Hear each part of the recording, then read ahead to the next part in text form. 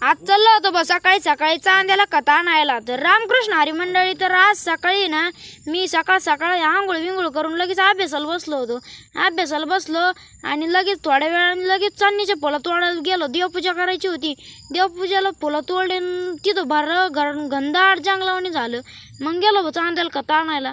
गोळ्या वेळ आणल्या घरी आणून टाकले. वटर असटुल्या पावसा पाण्याच्या काही व्यव नाही. भैमग झाड किती भारी झालेलं आहे.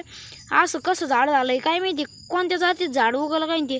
मग मला कोणतरी कमेंट केली होती का सोमवारी बेलाची पानं तोडायची, त्याच्यामुळे मी रायवर तोडून ठेवत होतो. त्याच्यामुळे मी वर डायरेक्ट शेंडल गेलो होतो. मग नंतर आमच्या चुलत्याचा वाढदिवस होता, 1 जून आहे ना आज, त्याच्यामुळं गेलो भाऊ वाढदिवसाला गेलो. सगळ्याचे फोटो बिटो घेतले आणि केक बी आणला होता. आईस केक आणला होता, लय भारी केक होता. मग बड्डे सेलिब्रेशन चालू होतं भाऊ. किती भारी केक कापण्यात चालू होतं. हॅपी बड्डेचं गाणं बी म्हणत होते. मग मित्रांनो मी लगेच बॅडमिंटन खेळायला लागलो. तर फुलंच गेलं भाऊ एवढे मोठे गाचपानात, कसं सापडा ते. मग काय कवर सापडलं काही वेळा सापडेल पण झालंच नाही. मग मित्रांनो मा भावे आता आणि ना आपण उद्याच्या ब्लॉगमध्ये भेटू. ओम नमो आदेश.